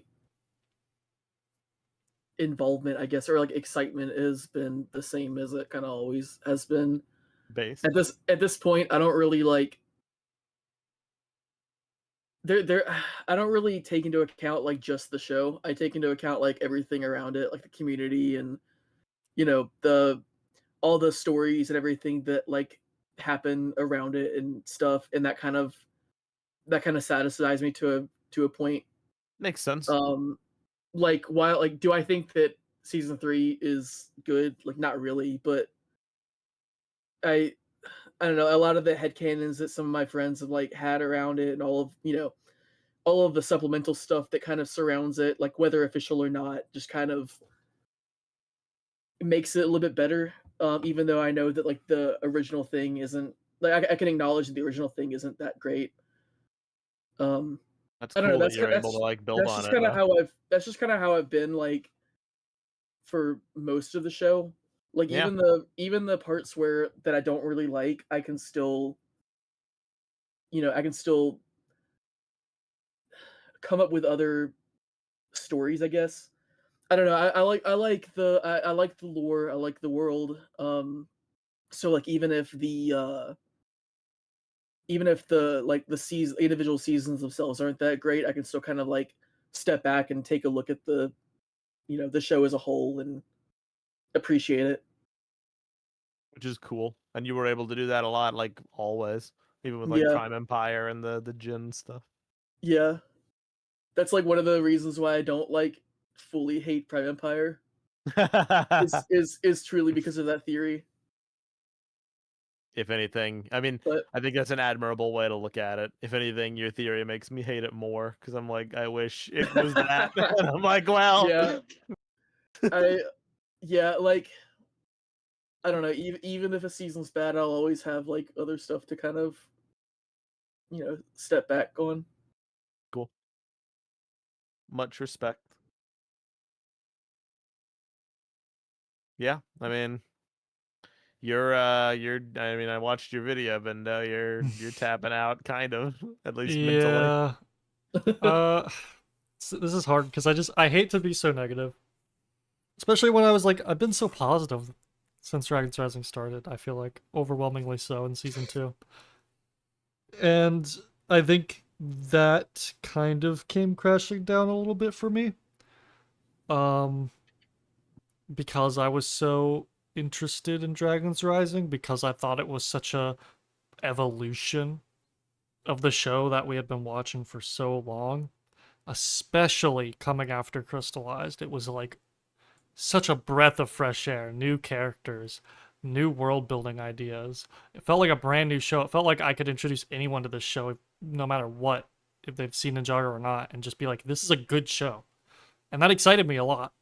And the fact that not only was it fun, but the fact that there were character arcs that I could take something away from. The fact that me as an adult watching a animated Lego show could sit down, watch this, and feel like I could take something from it and turn it into video essays and share that. And just like it felt so fun when new episodes would come out. And the fact that this season, just like I've said so many times, it just takes everything that I really loved about the previous seasons and just either ignores it or completely like undoes it. And the fact that all the mistakes are so familiar. Just makes me get to a point where it's just like, I just don't see any reason to stay invested in this as much as I have been. Does that mean that I'm never going to watch it again? Does that mean that I'm going to stop making videos and all that stuff? No. I'll probably make a lot less videos because if I'm honest, I don't really enjoy making negative videos that much unless the season's like so bad that it's funny, like Crystallized and Ice Chapter. Um, I have to be honest, making the review for Dragons Rising Season 3 was probably one of the most miserable video making experiences for me. Really? Because it just, the season's not terrible, but it's not really good either. It's just so, it just has so many issues, and there's not any fun way to express the issues, really. I got to like riff on Thunderfang, that's pretty funny, but for the most part, it's just like disappointing and upsetting. That was definitely the only part of your video where like I could tell you were having fun. The rest was like, yeah, you don't want to be doing this. yeah, and it's just, it sucks to say that, but the good thing is, and the thing that I talked about after Crystallized, and the thing that I'm going into with a different perspective this time around compared to after Crystallized, is that Ninjago will always have another good season. There will be another season that's really good. I think it's guaranteed. There will be another season that I love as much as, you know, Dragons Rising Season 2, as much as other seasons. But I'm not going to hold out hope for that season anymore, and I'm not going to hold out hope that the show will ever consistently be at that level anymore. So when that time comes, when Dragons Rising or whatever comes after does something really cool, like Sora's arc, like Lloyd's arc, like, you know, half of Aaron's arc, I'll point it out. I'll make a video on it. I'll talk about it. I'll praise it. But other than that, I don't really have any care to talk about Dragons Rising anymore. Like, I'll watch it, but I don't even know if I'm gonna watch it when it comes out. I mean, I probably will just because the podcast, but other than that, like, I don't really. It's a thing that exists. Ninjago in general is a thing that exists. There's other things that I enjoy. There's other things I can get consistent enjoyment out of. There's, you know, my life has changed so much even since I just started making this channel, even since I joined NinjagoCast. Ninjago is just not like a priority for me anymore, and it still could be if every season just kept building on it and kept like being good and better and like wowing me, but it's not doing that, and I don't think it ever will. So it's just kind of like, yeah, if it's good, I'll talk about it. If not, I don't really I don't have anything else to say. I don't want to sit here and just complain about it. It's just, it's kind of, it's been a long run. I hope the anniversary sets are cool. I've been tapped out of the product side for so long, but if there's like a cool anniversary set, I'll probably buy it just because nostalgia and it's fun. And this IP is still a huge part of my life. 4 Weapons is apparently coming. That's what I'm excited for. If the movie is hilariously bad or if it's actually good, it doesn't matter. The movie's gonna be amazing no matter what. I don't care. Like, it could be the biggest train wreck, and I think it'll still be hilarious. Dude, but in terms of the actual show, in terms of staying involved, I mean, I'll be around. I'll still do Ninjago casts. I'll make videos. Maybe I'll make retrospectives when I feel like it. I still want to make that Seabound video, but yeah, it's just I'm kind of tapped out. I'm kind of done. Celebrating what you love is a good way to like fight off the negative vibes in the present. So like I definitely would say do the Seabound one. Yeah. Because you're passionate about that. You're like John Seabound, the #1 fan. Yeah. So like you gotta do that. But otherwise, like I get it. Like the breaking point for me with Ninjago was March of the Oni. And I think we talked about this a little bit on the Monkey Kid stream I was on like a long time ago. My investment never recovered after March of the Oni because I was like, why am I gonna get so into this and have such a build up for this for years if this is what's gonna come of it and this is what my investment is gonna be like ultimately rewarded with? And then I got tricked back in with the 11-minute era with like Master of the Mountain and Seabound, and then the exact same thing happened with Crystallized. And then I kind of got tricked again now, but like I didn't get as invested. Yeah. Even in the podcast, I was like, "Oh, this Aaron thing is cool," but like I'm sure nothing's gonna come of it. So like I'm not really like shocked. I'm just kind of like, well, okay, this didn't work out. Touche. Yeah. Um, It is what it is. like you said, there will be more W's in the future. I'm sure it'll have Yeah. another good season. You can't always hold out hope. And I think it's fine. I think it's healthy to just step away and be like, I enjoy this thing. You don't have to make it as big of a thing, and you know that there's a lesson to be learned from that. This is something we talked about even in that crystallized retrospective podcast. I remember there's such a lesson to be learned of overinvestment, and I don't think it's necessarily. I don't think I got overinvested to the point where it's that detrimental as it was with crystallized or other seasons. But I think it's definitely it's good to make a point of it, to be like, there's no you don't want to get to that point where it's like this is what you're like relying on this for it to bring you enjoyment. Find joy in other things. Find joy in even with just like the creation side of things, like making YouTube videos is a way I found enjoyment out of Ninjago on an even deeper level.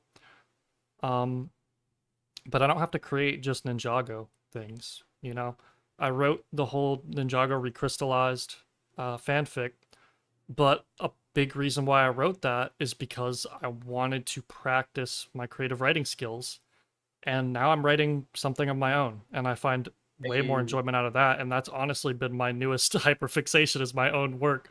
That's great though. That's fantastic. And that's something that I could take from Ninjago. That's something that Ninjago inspired me to do that, alongside a lot of other things, alongside Monkey Kid, and a ton of other things. But it's like, I think there's a point where you can kind of evolve past, something that you used to really, really care about deeply and still recognize that it's a big part of your life, and channel it into something of your own, or channel it into another interest of yours. And yeah, I think that could be okay. So I hope that kind of puts a positive twist on it. There you go. Good takeaway, I think. And you know what? I think for another positive twist, I finally figured out what I was trying to talk about earlier when it comes to it was sacrifice. We were talking about sacrifice. Yeah. I wasn't thinking of Destiny. I knew I wasn't thinking of Destiny. There was no possible human way that I was thinking of Destiny, and I was not. What were you thinking? I was thinking of Constantine. Oh. The in my head, like there was some example I was trying to pull between Constantine, which has a sacrificial aspect to it, and whatever we were talking about at the time, which I have forgotten. Great. Thank you, LJ. Well, for the record, Destiny is also applicable. Don't bother. Though it is funny, I went to the TV Tropes page to try and figure this mystery out, and they have obviously a heroic sacrifice page, and under toys, the only theme mentioned is Bionicle. Dude. It offers 4 examples.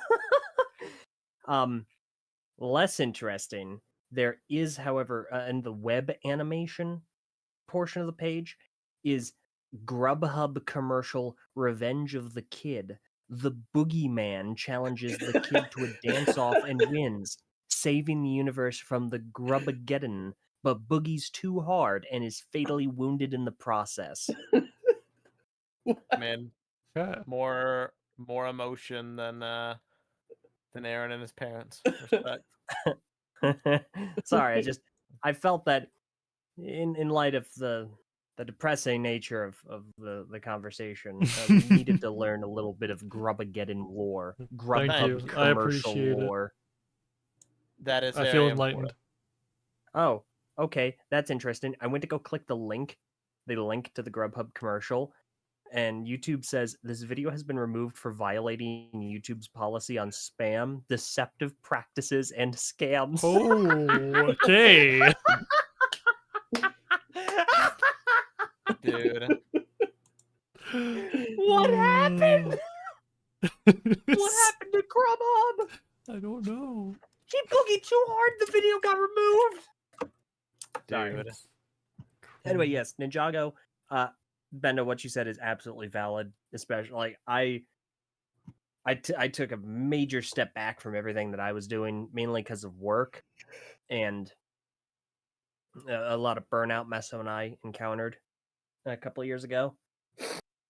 And it's definitely like there have been a lot of shifts in my perspective, but I think my enjoyment for the thing, the property, in this instance, what I'm referring to being Bionicle, of course, hasn't waned. I still really like it. I'm still very invested in it, in the sense that it helped form such a structural pillar of my person. Like it influenced every aspect of my life to this very moment. Like it helped me develop skills and other interests and meet friends and so on and so forth. And so that's never going away. And so I can always still appreciate it for that, even if I've had a slew of negative, more recently, in the sense of the last 2 years, negative interactions with what's left property. I still, my appreciation, my interest, my enjoyment of it has not waned or gotten worse, because that stands apart from anything else that might have happened. There you go. Yeah. Good outlook. But also, I'm so excited for that live action movie. God Yeah, dang, that's gonna be a blast. The painful part of it is we still don't even know if it's like, we know it's being worked on, but it's like such an early phase to the point where it's like it could be quietly canceled and we never hear about it again. Don't say Yeah. that, but that I would be know. sad. It would be Universal really has a history of quietly canceling Like, Lego movies that it's it almost- contracted to do. It almost True. annoys me that they revealed that so early, because it's like you can't reveal something that early in production where they haven't even started like scripting or conceptualizing it yet. They just picked the writers that they're gonna have and like what the idea is. Like, To be Yeah. fair, it's not like Lego came out and publicly Yeah. announced it. It got reported on by like, what was it, Deadline or like Hollywood Yeah. Reporter, and they kind of reluctantly kind of like confirmed it. yeah, Oh yeah, okay, that's fair. It was the Hollywood Reporter. Yeah. That it was an it's exclusive. just painful to know that that is very, very, very many years out from now. But that'll probably be easier to wait for if now that a lot of us aren't really as invested in the show. True. It'll sneak up on us probably. So excited for Mesa. You have been saying this. Jack Black as Garmadon. Yes. I And think him that could happen. him just saying like things. The golden weapons of Spinjitzu. Dude, he could do it well too. Dude. My skeleton army. I hope so. Yes. Yeah, I don't know. I just want it to be fun. Like Yeah. for something like this, most important thing is to have fun. So it's like the live action movie will be fun. Season 3 of Dragons Rising, not so fun. Hopefully season 4 will be fun. I hear we're gonna get some more dragon forms. Yippee! So, that'll be great. We know someone that's very interested in that. True. So, I don't know. We shall Yeah. see. I But think, good talk all around. With that, we might as well wrap everything up. Thank you guys so much for being here. Thank you everyone who's joined me today as part of the cast, and thank you everyone who has joined in the chat. Yeah, don't expect NinjagoCast to go away.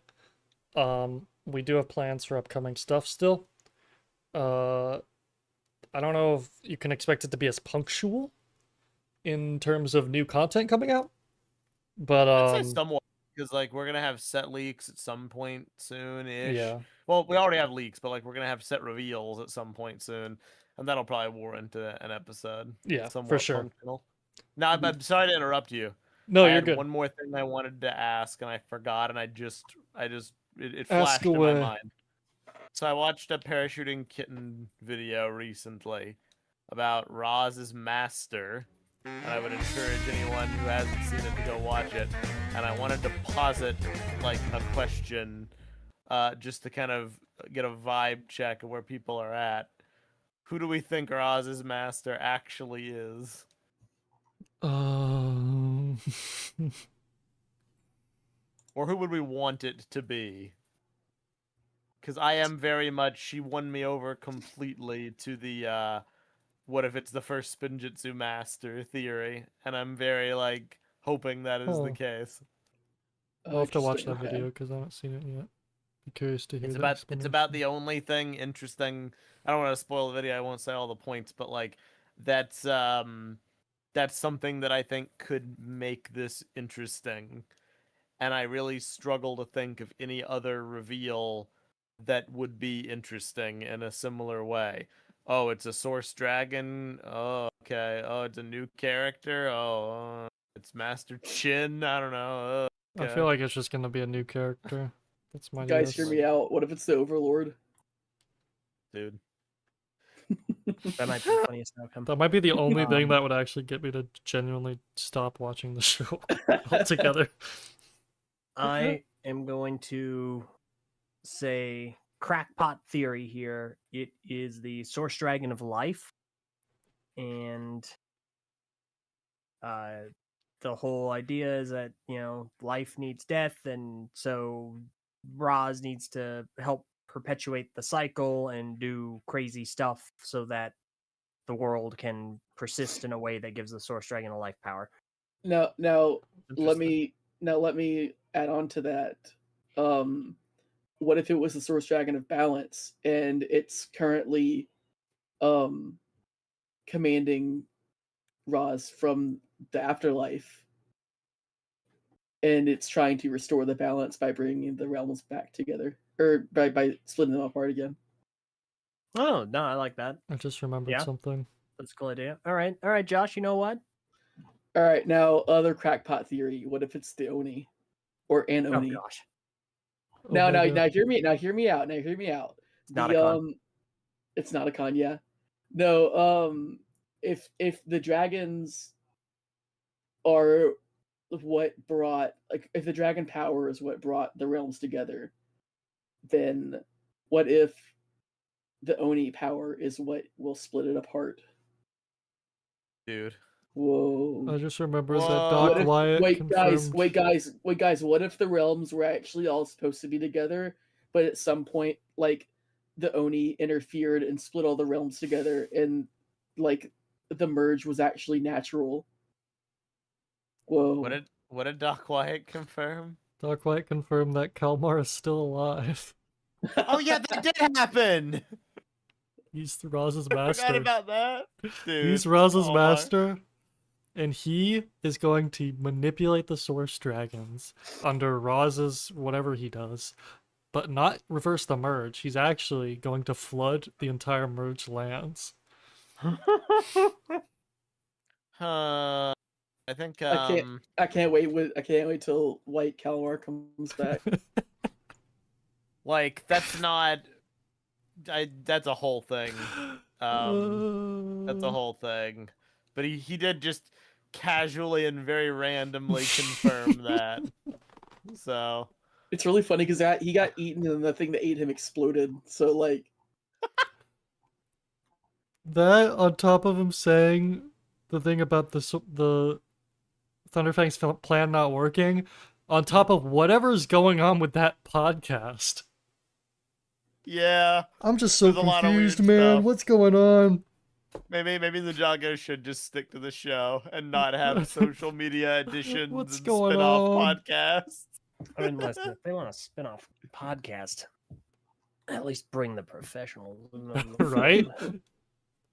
Some people that have a little experience doing a Ninjago podcast. That's right, everyone. I am, of course, referring to the one, the only, DarethCast. DarethCast. That would be peak, actually. What's up, everyone? Today we're going to be talking about brewing controversy. Wait, hang on. Can Chokin be a co-host? Yes. Can Dareth make like a drama video on like the rise and fall of Creel? Dude. Let's peek. Like a content cop. Yeah. When will Kareth the beige ninja show up, Elder? I mean, when he gets married and has a kid. So there you go. Oh, Long yeah. way Dareth off. has to- or adopts a child. You know what? Dareth would just find a random kid on the street and be like, "You're gonna be my new protege. Your new Dude. name is Kareth. My name's Billy. Kareth the beige ninja." Dude, I miss Dareth. Me too. I mean, he Don't came we back all? for a scene. He did. Briefly. He was there. Oh, I'm remembering so many things now. I feel like I have an issue with Xanth having like hidden Oh wish yeah, that was so magic random. that's able to like amplify Jin wish magic. Maybe it makes sense. I mean, you're don't kind of the know what's expert going on on. like Jin stuff, Josh. Yeah, Maybe Josh that's does. fine, but I raised an eyebrow. You know, Like- you know what's funny? You know what's funny is that my headcanon accounts for that. Okay, well there you go. Let's go. We love the headcanon. Well played. Also, thank you, World of Cars Entertainment, for the 199 delaying the stream. Can't wait for 15-year anniversary. You're the best, man. Not only 15-year anniversary, but also we're coming up on episode 100 of Ninjago. Yeah. So we can't quit yet. We Yeah, gotta we at gotta least do make it to something the special. the big hundo. We're making I don't know. it to 100. I don't know Oh, what snap. to do though. I don't either. We'll have to think We'll about have to it. think about it. Green Tornado X in the chat. The will of D. Aerith passes on. Dude, LJ Gareth Johnson. That makes sense. My middle initial is D. dude. Dareth now. I would want to help determine a episode 100 special. Yeah, you're very good at like milestone celebrations. Please help us. The only one that puts brainstorm. any effort into them. 'Cause you care. And Yeah. projects should always be driven by passion. It's a respect for your passion. I think we're really undervaluing hate projects. I'm doing this because I hate it, but it's because I love it so much. Dude. Alright, I'm sure I'll have another moment later where I'm like, oh, I should Yeah, have mentioned this, let's but, wrap this up. Bring it in. Thank you guys so much for being a part of this episode. I feel like I had a longer outro, but that's all I have to say. I have been your Sensei Bendo.